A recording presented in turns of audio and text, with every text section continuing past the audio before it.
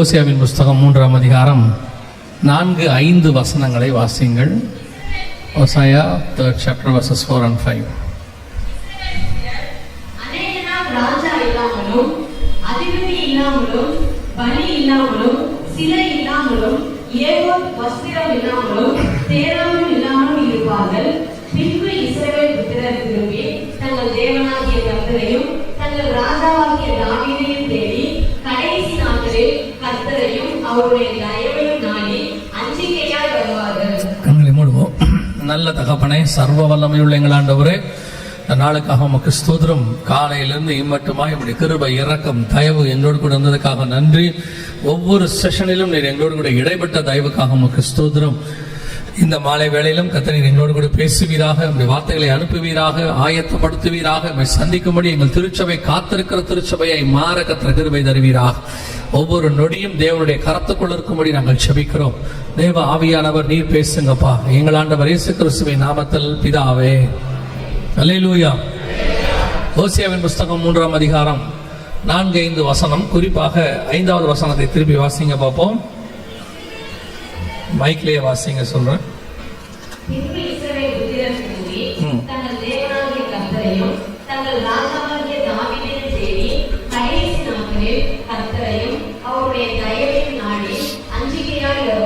இந்த வசனம் எதை குறித்து சொல்லப்பட்டிருக்கிறது சொன்னால், கடைசி நாட்களில் நடக்க வேண்டிய அடையாளங்களை குறித்து வேதம் சொல்லுகிறது. இந்த கடைசி நாட்கள் அப்படின்னா என்ன அப்படின்னு கேட்டா, நம்முடைய ஆண்டவர் திரும்பி வந்து தம்முடைய ஜனங்களை அழைத்து கொண்டு போவதுதான் கடைசி நாட்கள் நாம் சொல்லுகிறோம். இந்த இயேசு கிறிஸ்துவினுடைய வருகை, சபை எடுத்துக்கொள்ளப்படுதல், இது மிக முக்கியமான ஒரு சரித்திர சம்பவம். ஆவிக்குரிய சம்பவம், சரித்திர சம்பவம், உலகத்தில் நடக்க வேண்டிய ஒரு சம்பவம் எல்லாத்திலையும் இருக்கு. எப்படி இயேசுவினுடைய முதலாம் வருகை உலகத்தின் சரித்திரத்தையே தலைகீழ மாத்தி போட்டுருச்சு, கிமு கிபின்னு பிரிச்சிருச்சு, எல்லாம் பண்ணிருச்சு. அதே மாதிரி இப்ப இயேசுவின் 2ஆம் வருகையும் மிகப்பெரிய மாற்றத்தை, தாக்கத்தை இந்த உலகத்தில் ஏற்படுத்த போகிறது. அப்படி ஏற்படுத்துவதற்கு முன்பாக அடையாளங்களை ஆண்டவர் சொல்லி இருக்கிறார். குறிப்பாக இயேசுவின் வருகை என்பது ஏதோ ஒரு தலைவர் வந்து மீட்டிங் அட்டெண்ட் பண்ணிட்டு போற மாதிரிலாம் கிடையாது. இயேசுவின் வருகை என்பது மிக முக்கியமான காரியங்களை உலகத்தில் ஏற்படுத்தும், மாற்றங்களை ஏற்படுத்தும். சோ அதனால ஆண்டவர் என்ன செய்யறாரு, அதுக்கு முன்பதாக அந்த வருகைக்கு ஜனங்களை ஆயத்தப்படுத்துவதற்கு அநேக அடையாளங்களை வைக்கிறார். முதலாவது தடவை அப்படிதான். அவர் வந்ததுல இருந்து, பிறந்ததுல இருந்து, நட்சத்திரம் வந்ததுல இருந்து அடையாளம் ஆரம்பிக்குது. எப்போ வரைக்கும் அடையாளம் இருக்குதுன்னு கேட்டீங்கன்னா, ஒவ்வொரு அடையாளமா சொல்லிக்கிட்டே வர. யோவாசனங்களை வச்சு சொல்றாரு, சிமியோனை வச்சு சொல்றாரு, தூதர்களை வச்சு சொல்றாரு, அப்புறம் வானசாஸ்திரிகளை வச்சு சொல்றாரு. இப்படி கடைசி சிலுவைக்கு போகிற வரைக்கும் அவர் முதல் முறை வந்ததுக்கான பழைய ஏற்பாட்டில் உள்ள அடையாளங்களை எல்லாம், தீர்க்க தரிசனங்களை எல்லாம் விவரித்து காண்பிக்கிறார். ஏன்னா அந்த நாளிலாவது அவர் யாருக்காக வந்தாரோ, எதற்காக காரியங்களை செய்தாரோ, அவர்கள் அவரை தெரிந்து கொண்டிருந்தால் நலமாய் இருக்கும் அப்படின்னு சொல்றாரு. அதே மாதிரி 2வது முறை இப்ப வரதுக்கு முன்னாடியும் ஆண்டவர் எல்லா வகையிலும் தம்முடைய அடையாளங்களை குறித்து சொல்லுகிறார். வானத்தில் அடையாளம் இருக்கு, சூரியன்ல இருக்கு, சந்திரன்ல இருக்கு, நட்சத்திரங்கள்ல இருக்கு, பூமியில சமுத்திரத்துல இருக்கு, பறவைகள்ல இருக்கு, மனுஷன்ல இருக்கு, மரங்கள்ல இருக்கு, மலையில இருக்கு, எல்லாத்திலையும் அடையாளத்தை வச்சிருக்காரு. எதுக்காக அப்படின்னு கேட்டீங்கன்னா, எதை ஒன்றை பார்த்தாவது நாம் ஒரு வருகைக்கு ஆயத்தப்பட்ட வேண்டும், அவ்வளவுதான். ஏன்னா மிக முக்கியமான ஈவென்ட் இது. ஆனால் நாம தான் அதை ரொம்ப அசட்டையா எடுத்துக்கிறோம். இப்ப அந்த அடையாளங்கள்ல மிக முக்கியமானது என்ன அப்படின்னு கேட்டீங்கன்னா, இஸ்ரவேல் அப்படின்னு சொல்லக்கூடியதான ஒரு தேசத்தை குறித்தும், அந்த யூதர்கள் அப்படிங்கிறதான இனத்தை குறித்து தான் மிக முக்கியமான எருசலேம், இதுதான் மிக முக்கியமான அடையாளமாக இருக்கிறது. அந்த 3ஆம் அதிகாரம் 5ஆம் வசனத்துல ஆண்டவர் கடைசி காலத்தின் அடையாளங்களாக ஒன்றாக இனத்தை சொல்றாரு அப்படின்னு சொல்லி பாத்தீங்கன்னா, கடைசி நாட்களில் இஸ்ரவேல் புத்திரர் திரும்பி தங்கள் தேவனாகிய கர்த்தரையும் தங்கள் ராஜாவாகிய தாவீதையும் தேடி கடைசி நாட்களில் அஞ்சிக்கையாய் வருவார்கள் அப்படின்னு இருக்கிறது. இந்த இஸ்ரவேல் ஜனங்கள் திரும்பி வருவதுதான் மிக முக்கியமான அடையாளம். பல வகையில இஸ்ரவேலை குறித்த அடையாளம் இருக்கிறது. ஏசாயா தீர்க்க தரிசன புஸ்தகம் 43ஆம் அதிகாரம் 7வது வசனத்திலிருந்து வாசிங்க பாப்போம். 5வது வசனத்திலிருந்து ஏசாயா 43:5 பயப்படாதே, நான் உன்னோடு இருக்கிறேன். நான் உன் சந்ததியை கிழக்கிலிருந்து வரப்பண்ணி உன்னை மேற்கிலிருந்து கூட்டி சேர்ப்பேன். நான் வடக்கை நோக்கி கொடு என்றும் தெற்கை நோக்கி வைத்திராதே என்று சொல்லி குமாரரையும் தூரத்திலிருந்து என் குமாரரையும் பூமியின் கடையாந்தரத்திலிருந்து என் குமாரத்திகளையும் நான் என் மகிமையிலிருந்து சிருஷ்டித்து உருவாக்கி படைத்து என் நாமம் தரிக்கப்பட்ட யாவரையும் கொண்டு வா என்பேன். இது மீண்டும் இஸ்ரவேல் ஜனங்கள் எப்படி வருவார்கள் என்பதற்கான அடையாளங்கள். அங்கேயும் சொல்ற ஏசாயா 43 சொல்றாரு, ஓசியா 3:5 சொல்றாரு. இஸ்ரவேல் ஜனங்கள் திரும்பி வருவது ஒரு மிக முக்கியமான அடையாளம். நம் கண்களுக்கு முன்பாக இந்த தீர்க்க தரிசனங்கள் நடக்கணும். கவனிங்க, இது ஆண்டவர் சொன்னதான தீர்க்க தரிசனத்தினுடைய மிக முக்கியமான நம் காலத்தில் 2021, 22, 25 எல்லாத்திலும் நடக்கிறது. நீங்க பக்கத்துல பாக்குறது 1948 முதல்ல இஸ்ரவேல் அப்படின்னு ஒரு தேசம் உருவானதுல இருந்து இருக்கு. நாங்க ஏன் இந்த ரெண்டுத்தையும் வச்சிருக்கிறோம் அப்படின்னு கேட்டீங்கன்னு சொன்னா, இது 1948 முதல்ல இஸ்ரவேல் அப்படிங்கிற ஒரு நாடு உருவானதுக்கான முதல் இது அதான். இந்த பக்கம் இருக்கிறது என்னன்னா, ரஷ்யா உக்ரைன் பிரச்சனை ஸ்டார்ட் பண்றதுக்கு முன்னாடி ஒரு சில வாரங்கள் மாதங்களுக்கு முன்பாக இந்த பேட்ச் அங்கிருந்து புறப்பட்டாங்க. தங்கள் சுய தேசத்துக்கு வடக்கிலிருந்து அவர்களை கூட்டி சேர்ப்பேன்னு சொன்னார் இல்லையா, உக்ரைன்ல இருந்து இவங்க வந்தாங்க. இவர்கள் கூட்டி சேர்க்கப்பட்டார்கள். இப்போ இந்த 2025 இந்தியாவிலிருந்து ஒரு பேட்ச் போயிருக்காங்க. அவங்க போய் மனாசே கோத்திரம் அவங்க போய் சேர்ந்திருக்கிறாங்க. இப்படி பூமியினுடைய 4 திசைகளில் இருந்தும் தெற்கை நோக்கி குடி என்றும் ஆண்டவர் சொன்னபடி ஒவ்வொரு பகுதியிலிருந்தும் இஸ்ரவேல் ஜனங்கள் இப்பொழுது கூட்டி சேர்க்கப்படுகிறார்கள். எங்க? இஸ்ரவேல் தேசத்துல கூட்டி சேர்க்கப்படுகிறார்கள். 1948 இருந்து நடந்துகிட்டே இருக்குது. ஒண்ணு மாத்தி ஒவ்வொரு இடமா வந்துகிட்டே இருக்கிறாங்க. ஆண்டவர் சொன்னபடி இந்த தீர்க்க தரிசனம் நம் கண்களுக்கு முன்பாக நடைபெறுகிறது. பொதுவாக இயேசுவின் வருகை குறித்து புதிய ஏற்பாட்டில் தான் நாம் காரியங்களை வாசிப்போம், ஏன்னா இயேசு திரும்பி வருவதை குறித்து. ஆனால் இயேசுவின் 2ஆம் வருகை குறித்த தீர்க்க தரிசனம் புதிய ஏற்பாட்டில் ஆரம்பிக்கல. எங்க ஆரம்பிக்குதுன்னு கவனிங்க. யூதாவின் புஸ்தகம் 14வது வசனத்தை வாசிங்க. யூதாவின் புஸ்தகம் 14வது வசனத்தை வாசிங்க.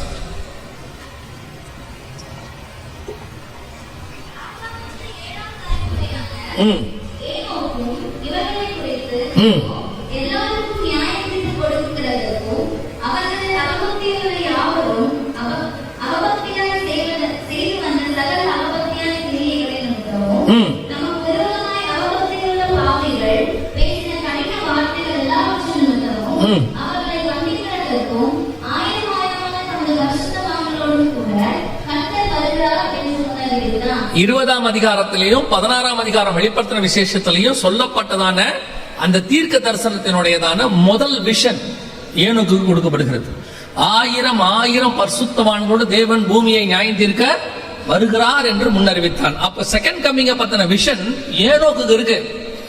ஆதியாகமத்தின் புஸ்தகம் 49ஆம் அதிகாரம் 1வது வசனத்தை வாசிங்க. ஆதியாகமம் 49:1, 1-2 வாசிங்க. நீங்கள் கூடி வாருங்கள், கடைசி நாட்களில் உங்களுக்கு நேரிடும் காரியங்களை அறிவிப்பேன். இங்கேயும் பாருங்க, யாக்கோபுக்கு கடைசி நாட்கள் நடக்கிற சம்பவம் இருக்கு.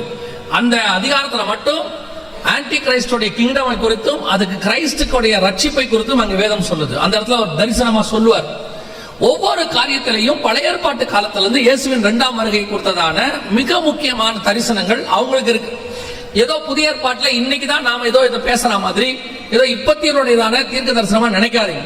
காலகாலமாக கிட்டத்தட்ட 4000 வருஷத்துக்கு முன்னாடியிலிருந்து பரிசுத்தவான்கள் அவருடைய வருகைக்காக காத்திருந்தார்கள். அது நம்முடைய காலத்தில் சம்பவிக்கிறதா பெரிய ஆச்சரியம். விசுவாசிக்கிறோம், வருவோம் அப்படின்னு நம்ம நம்புறோம், இந்த காலத்துல வந்துரும் அப்படின்னு எதிர்பார்க்கிறோம். அப்போ அதற்கான மிக முக்கியமான அடையாளம் என்ன அப்படின்னு கேட்டீங்கன்னா, 1900 வருஷமா இந்த உலகத்துல எங்க இருந்தாங்கன்னே தெரியாத ஒரு இனம், ஒரு மொழி, ஒரு தேசம், ஒரு நகரம் நம் கண்களுக்கு முன்பாக இப்பொழுது இருக்கிறது. அதான் இஸ்ரவேல், எபிரேய மொழி, யூதர்கள், எருசலேம். இன்னைக்கு இருக்கு, நம்ம கண்ணுக்கு முன்னாடி இருக்கு. ஆண்டவர் சொன்னபடி சோ இந்த பழைய ஏற்பாட்டுல இயேசுவின் 2ஆம் வருகைக்கான அடையாளங்கள் ஆரம்பிச்சு, அதோட எனக்கு ரொம்ப ஆச்சரியப்பட்ட ஒரு விஷயம் என்ன அப்படின்னா, கொரோனா நேரத்துலதான் அந்த வீட்டுல இருக்கும் பொழுது லாக்டவுன்ல பழைய ஏற்பாட்டை தியானிப்பதற்கு கொஞ்சம் நேரம் கிடைச்சு உட்கார்ந்து படிச்சுட்டு, அப்போ இந்த ஓசியாவின் புஸ்தகமும் யோவேல் புஸ்தகமும் மிக முக்கியமாக இயேசுவின் 2ஆம் வருகைக்கான ஒரு பார்ட் அடையாளம் அதுல அப்படியே வரிசைக்கிரமாக இருந்துச்சு. எது அப்படின்னு கேட்டீங்கன்னு சொன்னா, இந்த இஸ்ரவேல் ஜனங்கள் திரும்பி வருவதில் ஆரம்பிச்சு இந்த 3ஆம் அதிகாரம் 4-5 வசனம் ஓசியால் ஆரம்பிச்சு சபை எடுத்துக்கொள்ளப்படுதல். நாம சொல்றோமே, ஒரு சாரார் சொல்றாங்களே அப்படிலாம் சபை எடுத்துக்கொள்ளப்படுறதெல்லாம் கிடையாது, இயேசுவின் பகிரங்க வருகை மட்டும்தான் இருக்குது, சபை பரலோகத்துக்கு போறத பத்தி எல்லாம் பைபிள்ல இல்ல அப்படின்லாம் ஒரு கூட்டம் சொல்லுது. பைபிள்ல இருக்கு, வசனம் இருக்கு. ஒரு சிலர் சொல்றாங்க அப்படிலாம் கிடையாது. பழைய ஏற்பாட்டுல துல்லியமாக சபை எடுத்துக்கொள்ளப்படுங்கிற அளவுக்கு வசனம் சொல்லுது. இன்னைக்கு நம்ம அதுதான் பார்க்க போகிறோம். இந்த 2 புஸ்தகத்துல வச்சுதான் நாம பார்க்க போகிறோம். அதுல முதலாவதாக நம் கண்களுக்கு முன்பாக ஓசியாவின் புஸ்தகம் 4ஆம் அதிகாரம் 3ஆம் அதிகாரம் 4-5 வசனங்கள் நிறைவேறுச்சு. இது 2020-21 நடைபெற்றதான சம்பவங்கள் நம் கண்களுக்கு முன்பாக. அதே வேளையில இவர்கள் திரும்பி வந்த பிறகு இந்த 4ஆம் அதிகாரம் 1ஆம் வசனத்திலிருந்து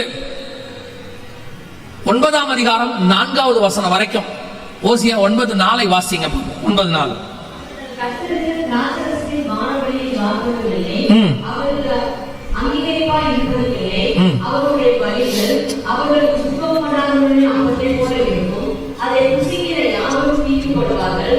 அவருடைய அப்பம் அவர்களுக்கே ஆகும். அது கர்த்தருடைய ஆலயத்தில் வருவதில்லை. இந்த வசனம் என்ன சொல்லுதுன்னா, நீங்க அந்த வசனத்தினுடைய சாராம்சம் என்ன அப்படின்னா, ஆலயத்துக்கு அப்பமும் ரசமும் வராது அப்படின்னு இருக்கு. அந்த வசனத்தை நீங்க தெளிவா படிச்சு பாத்தீங்கன்னா, அவர்கள் திராட்சை ரசத்தின் பானபலியை பார்ப்பதும் இல்லை அப்படின்னு ஆரம்பிக்கும். கடைசியா அவருடைய அப்பம் ஆலயத்துக்குள் வருவதில்லை அப்படின்னு இருக்கு.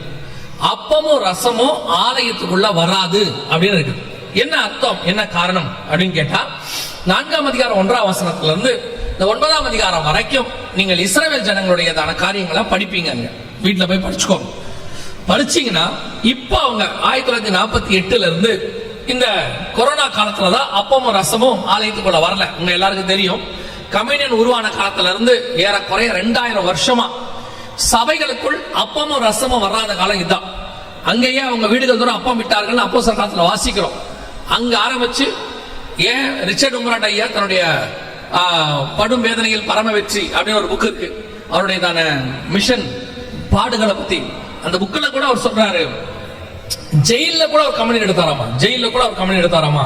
போட்டு சிறைச்சாலையில போட்ட போது அங்க உள்ளதான விசுவாசிகளோட இணைந்து அவங்களுக்கு கொடுக்கப்பட்டதான சாப்பாடு, அவங்களுக்கு கொடுக்கப்பட்ட தண்ணி, இதெல்லாம் வச்சு அவர் கம்யூனியன் எடுத்தாராமா. அந்த அளவுக்கு இந்த கம்யூனியன், அதாவது திருவிருந்து மிக முக்கியமாய் பார்க்கப்பட்டது. ஆனால் உலகளாவிய ஒரு சபையில கூட திருவிருந்து நடக்காம ஆண்டவர் டோட்டலா க்ளோஸ் பண்ணி போட்டார். எப்போ அப்படின்னு கேட்டீங்கன்னா, கொரோனா பீரியட்ல ஒரு 6 மாசம் எந்த சர்ச்சிலையும் நடக்கல. அதாவது அபிஷியலா நான் சொல்றேன், இல்ல நாங்க யாருக்கும் தெரியாம எடுத்தோம், அது உங்க இஷ்டம். அபிஷியலாக ஆண்டவர் திருவிருந்தை எல்லா பகுதியிலும் நிறுத்தினார். பொதுவாக இந்த சம்பவம் நடப்பதற்கு 2 காரணம் இருக்கிறது. நீங்கள் 2வது காரணத்தை மட்டும்தான் உங்களுக்கு தெரியும். ஏன் அப்படின்னு சொன்னா கொரோனா அப்படின்னு சொல்லுவீங்க, அதை பத்தி நம்ம பின்னாடி பார்ப்போம். ஆனால் அது இல்லாம இன்னொரு காரணம் இருக்கு. யோசித்து பாருங்க, இது ஒரு உடன்படிக்கை. இந்த உடன்படிக்கையை சபையில எடுக்காமல் இருப்பதற்கு கர்த்தரால் மட்டும்தான் முடியும், தடுப்பதற்கு வேற யாராலையும் முடியாது. எதுக்கு சொல்றேன்னா, வேதம் சொல்லுது, ஒருவரும் திறக்கக்கூடாதபடிக்கு பூட்டுகிறவரும் ஒருவரும் பூட்டக்கூடாதபடிக்கு திறக்கிறவரும் சொல்லுகிறதா. அப்ப சபையை பூட்டுறதோ திறக்கிறதோ யாருடைய கையில இருக்குது? கர்த்தருடைய கருத்துல இருக்குது. பல நேரத்தில் நம்ம என்ன செய்யறோம், கொரோனாவினால ஒரு உதாரணத்துக்கு சொல்றேன், கொரோனானால சபை மூடுச்சு, கவர்மெண்ட் மூட சொன்னாங்க, அதனால மூடணும், கவர்மெண்ட் மூட சொன்னாங்க, மூடணும். ஆனால் ஏன் இப்படி ஒரு சம்பவம் வந்துச்சு? ஏன் அப்படி ஒரு அதிகாரத்தை கர்த்தர் பயன்படுத்தி எல்லா சபையும் மூடினார்? உலகளாவிய, நான் ஏதோ இந்தியாவோ தமிழ்நாடோ சொல்லல, உலகளாவிய சபையை மூடினார். என்ன காரணம் அப்படின்னு சொல்லி பாத்தீங்கன்னா, கர்த்தர் அனுமதி இல்லாமல் இது நடக்க வாய்ப்பே இல்லை. எந்த ஒரு விஷயத்தையும் நீங்க 2 விதத்துல அணுகணும். எப்படி அப்படின்னு கேட்டீங்கன்னா, இப்போ ஆபிரகாம் காலத்துல இருந்து தாவீது காலம் வரைக்கும், ஏன் ஆகாபு காலம் வரைக்கும் பஞ்சம் வருது. இந்த பஞ்சம் வர வர வர ஒவ்வொருத்தரும் ஒவ்வொரு விதமா ஹேண்டில் பண்றாங்க. எல்லாரும் ஹேண்டில் பண்றதுக்கும் தாவீது ஹேண்டில் பண்றதுக்கும் டிஃபரன்ஸ் இருக்குது. கவனிங்க, இப்ப பஞ்சம் வந்தவன ஆகாபு என்ன பண்றாரு, குதிரைக்கு புல்லு தேடி அவர் ஒரு பக்கமும் ஒபதியா ஒரு பக்கமும் புல்லு தேடி போறாங்க. பஞ்சம் வந்தவன ஆபிரகாம் என்ன பண்றாரு, எகிப்துக்கு போயிடுறாரு. இன்னொரு ராஜா பஞ்சம் வந்தவன என்ன பண்றாரு, வேற வழி இல்லைன்னு சொல்லி அரண்மனையில போய் படுத்து தூங்கிடுறாரு. இப்படி ஒவ்வொருத்தரும் ஒவ்வொரு விதமா ஹேண்டில் பண்றாங்க. ஆனா தாவீது மட்டும்தான் அந்த பஞ்சத்தை ஸ்பிரிச்சுவலி ஹேண்டில் பண்ணுவார். அவர் என்ன பண்ணுவாரு, நேரா போய் கர்த்தர்கிட்ட கேட்பாரு, ஏன் என் தேசத்தில் பஞ்சம் வந்துச்சு அப்படின்னு கேட்பாரு.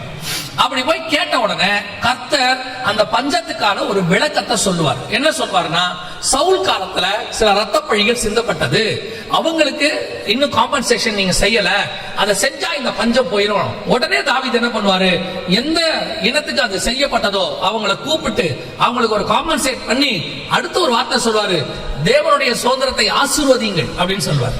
இப்போ அந்த பஞ்சம் அங்க போகும். பாருங்க, பஞ்சத்தை ஃபேஸ் பண்றதுல ஸ்பிரிச்சுவல் வியூவும் இருக்கு, உலக வியூவும் இருக்கு. நீங்க எந்த விதத்துல அந்த பிரச்சனையை நீங்க ஃபேஸ் பண்றீங்கன்னு தான் பார்க்கணும். உலகம் ஃபேஸ் பண்ற அதே விதத்துல தான் நீங்க பாக்குறீங்கன்னா உங்க ஸ்பிரிச்சுவாலிட்டியில கொஞ்சம் ப்ராப்ளம் இருக்குன்னு அர்த்தம். இப்படி ஒரு சம்பவம், உலகளாவிய சம்பவம், 185 நாடுகளுக்கு மேல இந்த கொரோனாவால பாதிக்கப்பட்டது. வேர்ல்டு வைட் எல்லா நாடும் எல்லா சபையும் மூடப்பட்டது. ஷாப்பிங் மால், சினிமா தியேட்டர் எல்லாம் மூடிட்டாங்க. அதோட கொண்டு சபையும் மூடிட்டாங்க. அப்படின்னா உலகத்தில் உள்ள எல்லா கட்டடமும் சபையும் ஒன்றாக மாறிடும். அப்ப சபைக்கும் அதுக்கும் வித்தியாசம் இல்லைன்னு ஆயிடும். இரண்டாவது, பாதாளத்தின் வாசல்கள் சபையை மேற்கொள்ளாதுன்னு இருக்கு. அப்படி இருக்கும்போது எப்படி இப்படி ஒரு சம்பவத்தை கர்த்தர் அனுமதி கொடுத்தார் சபை மூடுவதற்கு? சபை மூடுவதனுடைய அர்த்தம் என்னன்னா, கம்யூனியன் நடைபெறாமல் போச்சு, அப்பமும் ரசமும் ஆலயத்துக்குள்ள வரல. அதோட அர்த்தம் என்னன்னு கேட்டீங்கன்னா, அது ஒரு உடன்படிக்கை சபையோட கர்த்தர் பண்றார். ஒரு மணவாளன் மணவாட்டியோட பண்ணிட்டு போயிருக்கிறது, ஒரு என்கேஜ்மெண்ட் நடத்திட்டு கல்யாணத்தை பிக்ஸ் பண்ணிட்டு டேட் பிக்ஸ் பண்ணிட்டு போன பிறகு திடீர்னு மாப்பிள்ளை வீட்டுல இருந்து கூப்பிட்டு இந்த கல்யாணம் இப்ப வேண்டாம், கொஞ்சம் ஸ்டாப் பண்ணுங்க, நாங்க யோசிச்சு சொல்றோம்னா உடனடியாக பொண்ணு வீட்டுல இருந்து அல்லது மாப்பிள்ளை வீட்டுல, பொண்ணு வீட்டுல அப்படி சொன்னா கூட மாப்பிள்ளை வீட்டுல இருந்து நாம அவங்கள ஒரு காரணம் கேட்போம்.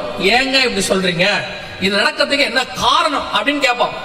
அந்த மாப்பிள்ளை வீட்டை தான் அது கேட்போம், இல்ல அந்த பொண்ணு வீட்டை தான் கேட்போம். ஆனால் நாம் இப்படி நடத்தின உடனே சபை தேவனிடத்துல, மணவாள இடத்துல அதை கேட்கல. ஏன் கம்யூனியன் நின்னுச்சு ஆண்டவரே, இந்த உடன்படிக்கை ஏன் நிறுத்தினீங்க, அப்புறம் ரசமும் ஆலயத்துக்குள்ள ஏன் வரல அப்படின்னு சபை ஆண்டவரிடத்துல கேட்கவே இல்லை. சபை உலகம் என்ன சொல்லுச்சோ அதான் கேட்டுச்சு. கொரோனா வைரஸ், யோசிச்சு பாருங்க, ஒரு கண்ணுக்கு தெரியாத வைரஸ் கர்த்தர் ரத்தம் சிந்தி சம்பாதித்த ஒரு சபையை, ஒரு உடன்படிக்கை நிறுத்த முடியுமானால் அப்ப சபை கொரோனாவுக்கு முன்னாடி என்ன நிலைமையில் இருக்குன்னு பாருங்க. இதுதான் நீங்க கேள்வி. அப்படி ஏன் கர்த்தர் அனுமதி கொடுத்தார்? அதான் கேள்வி. ஏன் கர்த்தர் அப்படி அனுமதி கொடுத்தார்? அப்ப கர்த்தரிடமே அந்த கேள்வியை கேட்கணும்ல. அந்த கேள்வியை நம்ம கேட்கவே இல்லை. அந்த 4ஆம் அதிகாரம் ஓசியா புஸ்தகத்துல இருந்து 9ஆம் அதிகாரம் ஓசியா புஸ்தகம் வரைக்கும் இஸ்ரவேல் ஜனங்கள் செய்யற அருவருப்புகளை குறித்து வேதம் சொல்லுது. அதே காலகட்டத்தில் சபையும் அந்த அருவருப்புகளை செய்கிறது. உதாரணத்துக்கு நான் உங்களுக்கு சொல்றேன். வெளிப்படுத்தல் விசேஷம் 11ஆம் அதிகாரம் 8வது வசனத்தை வாசி. வெளிப்படுத்தல் 11:8 வாசி. அவர்களுடைய உடல்கள் மகா நகரத்தின் விசாலமான வீதியிலே கிடக்கும். அந்த நகரம் சோதோம் என்றும், நல்லா கவனிங்க, அந்த நகரம் சோதோம் என்றும் எகிப்து என்றும் ஞானார்த்தமாய் சொல்லப்படும். அதிலே நம்முடைய கர்த்தரும் சிலுவையிலே அறையப்பட்டார். அதாவது எருசலேமுக்கு புறம்பே சிலுவையில் அறையப்பட்டார். நம்ம எல்லாருக்கும் தெரியும். கொல்கத்தாவில் வசனம் சொல்லுது, அந்த நகரம் சோதோம் என்றும் அந்த நகரம் எகிப்து என்றும் ஞானார்த்தமாய் சொல்லப்படும். உங்க எல்லாருக்கும் தெரியும் சோதோம்னா என்ன அப்படின்னு தெரியும். 18ஆம் அதிகாரத்துல ஆதியாகமத்துல இருக்கு. அதுல பர்டிகுலரா ஒரு வேர்ட் இருக்கும், அவர்கள் தெருக்களிலே கூடி அப்படின்னு இருக்கும். நீங்க 18ஆம் 19ஆம் அதிகாரத்திலே வாசிக்கும் போது அவர்கள் தெருக்களிலே கூடி அந்த அநியாயத்தை அல்லது அந்த பாவத்தை நடப்பித்தார்கள். இந்த அநியாயம் பாவம் சோதோம்ல நடந்தது. அதற்கு பிறகு இப்ப உலகளாவிய நடைபெற்றது. நான் சொல்றது 2004 நான் பார்த்ததை சொல்றேன். 2003-4 இது ஒவ்வொரு ஐரோப்பிய நகரங்களிலும் தலைநகரங்களிலும் நடத்துவாங்க. அதுக்கு ஒவ்வொரு ஊர் தலைநகராக இருக்கும்.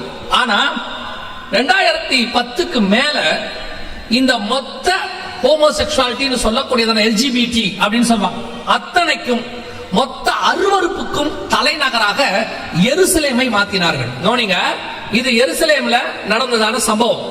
இது அவங்க நடக்கிறதான பரேட், எருசலேம்ல நடக்கிற பரேட். அதாவது சோதோம்ல நீங்க என்ன பாக்குறீங்களோ, இந்த வீடியோ முழுசா பார்க்க வேண்டாம், சோதோம்ல நீங்க என்ன படிக்கிறீங்களோ அது அப்படியே இங்க இருக்கும். என்ன ஆச்சரியம்னா, இது ஒவ்வொரு ஊர் தலைநகரா இருந்துச்சு. பிரைட்டன் ஒரு நகரம் இருந்துச்சு, ஒவ்வொரு இடத்த இதுக்கு தலைநகரா வச்சிருந்தாங்க.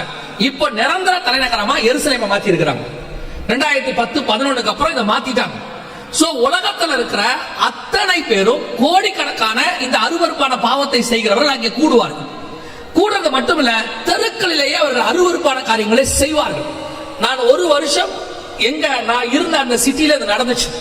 அந்த நாட்டுக்கு அந்த சிட்டி தான் தலைநகரம். நான் அந்த சிட்டில இருக்கும் பொழுது எங்க ஆபீஸ் அந்த மெயின் ஹைவேல தான் இருக்கும். இவர்கள் மொத்த அருவருப்பையும் தெருக்களில் நடத்துவார்கள். அதற்கு அரசாங்க அனுமதி கொடுக்கும், போலீஸ் பாதுகாப்பு இருக்கும்.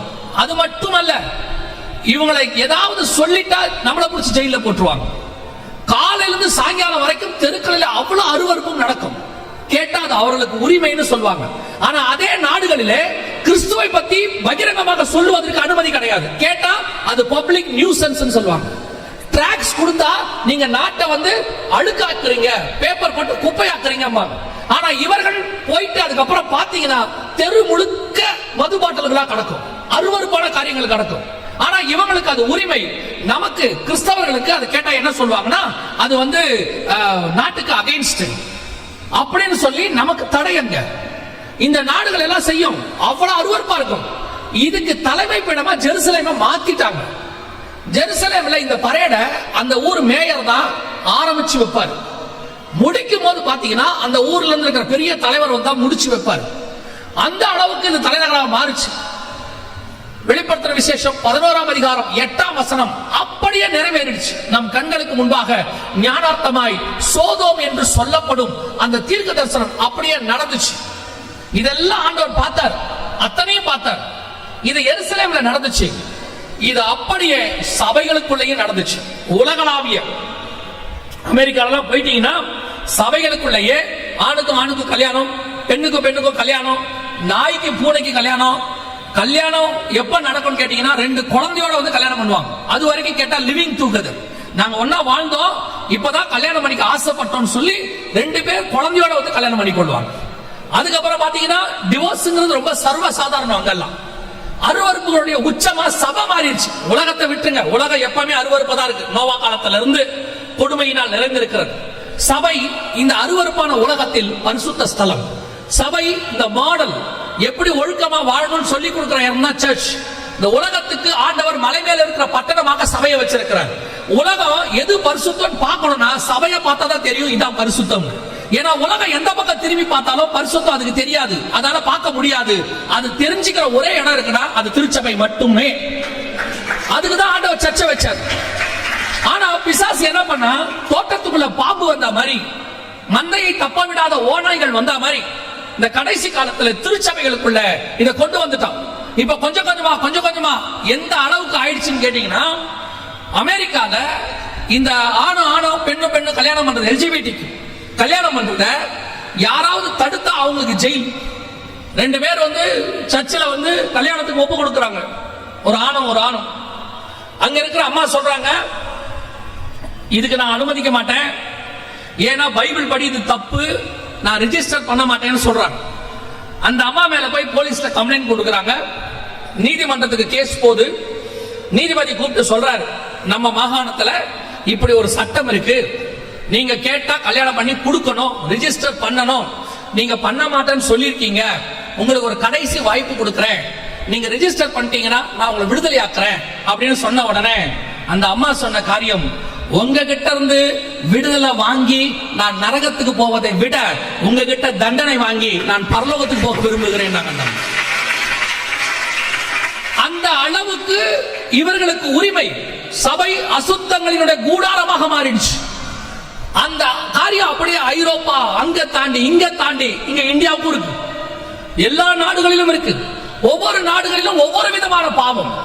இப்ப ஐரோப்பாவுக்கு போயிட்டா இந்த மாதிரி, ஆப்பிரிக்காவுக்கு போயிட்டீங்கன்னா கள்ள உபதேசம், பிசாசை கொண்டு அற்புத அடையாளங்களை செய்தல், சகல விதமான அருவருப்பு அங்க வேற மாதிரி. இங்க வந்துட்டீங்கன்னா இங்க எல்லா விதமான காரியம் இருக்கு. சபைகளுக்குள்ள அரசியல், சபைகளுக்குள்ள சினிமா, சபைகளுக்குள்ளதான ஜாதி பெருமை, பதவி போட்டி, கர்த்தர் ஒவ்வொரு நாட்டுக்கும் ஒவ்வொன்னு எப்படி அவனுக்கு ஹோமோசெக்சுவாலிட்டி தப்புன்னு தெரியலையோ, இவனுக்கு இங்க ஜாதியை பார்த்து சபை நடத்துறது தப்புனே தெரியல, இங்க சினிமா மாதிரி ஆடுறது தப்புனே தெரியல, இங்க அரசியல்வாதி மாதிரி பதவிக்கு போட்டி போட்டு சபையில போலீஸ் சமாதானம் பண்ணுது. அந்த அளவுக்கு சபை கொள்ளையர்களின் கூடாரமாய் மாறி இருக்கிறது. கவனிச்சு கொள்ளுங்க. சும்மா ஆண்டவர் சபையை மூடி போடல, அப்பத்திய ரசத்தையும் சும்மா நிறுத்தல. 2000 வருஷமா நடைபெற்றுக் கொண்டிருந்த ஒரு காரியத்தை கர்த்தர் நிறுத்துகிறார். யோசித்து பாருங்க, ஏதோ ஒரு சபையில் நிறுத்தி இருந்தா பரவாயில்ல, உலகளாவிய எல்லா சபைகளிலும் கர்த்தர் நிறுத்தினார். காரணம் என்ன? கர்த்தர் அருவருக்கிற காரியம், கர்த்தர் விரும்பத்தகாத காரியம் சபைகளுக்குள் இருக்கிறது. கொரோனாவுக்கு முன்னாடி வரைக்கும் எத்தனையோ முறை சபைகளுக்கு போகும்போதெல்லாம் சொல்லுவோம், சபைகளுக்குள்ள ரொம்ப அருவருப்பு காணப்பட்டுச்சு. இங்கேயே சபைக்குள்ள உட்கார்ந்துட்டு கொரிந்தியருக்கு எழுதும்போது பவுல் எழுதுறாரு, புறஜாதியாருக்குள்ளும் காணப்படாத அருவருப்புகள் சபைகளுக்குள் காணப்படுகிறது. இப்ப சபையில இருக்குது, ஊழியக்காரங்கள் இருக்குது, விசுவாசிக்குள்ள இருக்குது. இதெல்லாம் தப்புனே தெரியாம செய்யற, தெரிஞ்சு ஆனா எனக்கு தப்பு கிடையாது, என்ன தப்புன்னு கேட்கலாம். முந்தியெல்லாம் சபையில ஒரு காரியத்தை சொன்னா அதை ஏற்றுக்கொள்ளக்கூடியதான இருதயம் இருந்துச்சு. எங்க பாஸ்டர் ஏதாவது பிரசங்கத்துல சொன்னார்னா எங்களுடைய நோக்கம் என்னன்னா, அவர் சொன்னார்னா ஏதோ எங்களுக்கு நன்மை இருக்கும், அதுக்கு தான் சொல்றாரு, அப்படிதான் எதிர்பார்த்தோம். இப்போ சபை எந்த இடத்துல இருக்குதுன்னா, ஏன் நான் பண்ணா என்ன, ஒரு காரியத்தை நாம் சொல்லும் பொழுது அதை செய்யாம துணிகரமா வேணும்ட்டே நீ திருப்பி அப்படியே பண்றேனா, நீ காண்கிற உன் மெய்ப்பனுக்கே நீ இவ்வளவு துணிகரமானவனா இருந்தினா, காணாத உன் தேவனுக்கு நீ எவ்வளவு துணிகரக்காரனா இருப்ப. இன்னைக்கு சபையினுடைய நிலைமை அதுதான். உனக்கு என்ன கர்த்தர் இறங்கி நேரா சொல்லணுமா? அப்படியே ஒளி தூதர் ஒளி மாதிரி இறங்கி, நீ மகனே இந்த மாதிரி முடி வெட்டாத, இந்த மாதிரி மீச வைக்காத, இந்த மாதிரி மகளே Dress போடாத, மகனே இந்த மாதிரி பேண்டை கிழிச்சு விட்டுக்கிட்டு வராத, உள்ளுக்குள்ள 2 பொண்டாட்டியோட இருக்காத, சபைக்குள்ள வட்டிக்கு விடாத, இப்படின்னு சொல்லணுமா ஒவ்வொன்றும்? ஆண்டவர் தம்முடைய ஊழியர்களை வச்சுதான் உனக்கு பேசுவார். ஆனா இன்னைக்கு சபை எப்படி ஆயிடுச்சு? இதெல்லாம் சொல்லக்கூடாது, இத பத்தி கேட்க கூடாது. கேட்டா சபைக்கு கோபம் வருது. உடனே என்ன பண்றீங்க? நிறைய பேர் சொல்றாங்க, உங்களை சொல்லல, அது நீங்களா இருந்தாலும் எடுத்துக்கோங்க, ஒன்னும் பிரச்சனை கிடையாது. உடனே என்ன பண்றாங்க? வேறொரு சபைக்கு, அங்க எப்படி வேணாலும் துணிகரமா இருக்கலாம், என்ன வேணாலும் சொல்லலாம், பலிபீடத்துக்கு மேல நின்று என்ன ஆட்ட வேணா போடலாம், சினிமா பாட்டு பாடலாம். பலிபீடத்துல இருந்து கெட்ட வார்த்தை பேசுறான் இன்னைக்கு, பலிபீடத்துக்குள்ள இருந்து. அந்த அளவுக்கு சபை துணிகரமான இடத்துக்கு போகுது. ரொம்ப கேர்ஃபுல்லா இருந்து கொள்ளுங்க. கொரோனாவுக்கு முன்னாடி சபை தேவனை விட்டு ரொம்ப தூரம் போச்சு. அதை திருத்தத்துக்கு தான் கர்த்தர் ஒரு பிரேக் கொடுத்தார். இதெல்லாம் எதுக்கு கொடுக்கப்படுது? அந்த பஞ்சம் வந்தாதான் தாவீது போய் கேட்பான். ஒரு பெலிஸ்தர் கையில புடிச்சு கொடுத்தாதான் இஸ்ரவேல் ஜனங்க தேவன்கிட்ட போய் கேட்பாங்க. எகிப்திட்ட போய் முடிச்சு கொடுத்தாதா அவங்க போய் முறையிடுவாங்க. அவங்க அங்க அடிக்கிற அடி இங்க போகும். அதுக்கு தான் ஆண்டவர் அந்த மாதிரி காரியத்தை அனுமதிக்கிறார். சபை அதை பார்க்கல. என்ன செஞ்சுட்டாங்க? கொரோனால நிறைய சபைகள், அது கொரோனாங்க வந்துச்சு, ஏதோ அதை ஸ்பிரிச்சுவலாவே ஹேண்டில் பண்ணல, அதோட ஸ்பிரிச்சுவல் காரியத்தையே பார்க்கல. தேவன் கிட்ட போகணும். இப்ப பாருங்க, ரெபெக்காவுடைய வயிற்றுல பிள்ளை ஒன்றோட ஒன்று மோதி கொள்ளுது. இந்த காரியம் மோதி கொண்டா நேரா ரெபெக்கா என்ன பண்ணணும்? தாதிமார்ட்ட போனோம். அந்த அம்மாவுக்கு ஒரு தாதிமார் இருக்காங்க, அவங்க கிட்ட போய் கேட்கணும், அம்மா இந்த மாதிரி வயிறுல பிள்ளை ஒரு மாதிரி மோடுது, என்ன செய்யலாம் அப்படின்னு கேட்கணும். இல்லையா, கூட இருக்கிற தாதிமார்கள்ட்ட போய் கேட்கணும், வேலைக்காரங்க, இந்த மாதிரி எனக்கு வயிறு ஒரு மாதிரி இருக்கு, என்ன பண்ணலாம். ஆனா ரெபெக்கா என்ன பண்ணாங்க தெரியுமா? பிள்ளை ஒன்றோடு ஒன்று மோதி கொண்டவுடன் இது என்னவாய் முடியுமா என்று விசாரிக்கும்படி கர்த்தரிடத்திலே போனால் ஆவிக்குரியவர்களுக்கும் மற்றவர்களுக்கும் உள்ள வித்தியாசம் அதுதான். இன்னைக்கு ஆவிக்குரியவங்கிட்ட போய் தேவ சமூகத்தில் உட்கார்ந்து அப்படி கேட்டா அவங்களுக்கு பேரு பைத்தியக்காரங்க. அதே நேரத்தில் டாக்டர் கிட்ட போய் கேட்டா அவங்க ஞானம் உள்ளவர்கள். நீங்க டாக்டர் கிட்ட போக வேணாம்னு சொல்லல, அதனால கர்த்தர் கிட்ட போக கூடாதுன்னு அர்த்தம் கிடையாது. நீங்க டாக்டர் கிட்ட போகிறது உங்க விசுவாசத்தின் அடிப்படை, நீங்க போய்க்கோங்க, நான் உங்களை அதை தடையெல்லாம் சொல்லல. ஆனா கர்த்தர் கிட்ட ஏன் போக மாட்டேங்கிறீங்க? அதை ஏன் ஸ்பிரிச்சுவலா ஹேண்டில் பண்ண மாட்டேங்கிறீங்க? எந்த ஒரு விஷயத்தையும் சபை ஸ்பிரிச்சுவலா ஹேண்டில் பண்ணாததுனால அது ஏன் அனுமதிக்கப்பட்டதுன்னு கர்த்தருடைய இருதயம் உங்களுக்கு தெரியவே இல்லை.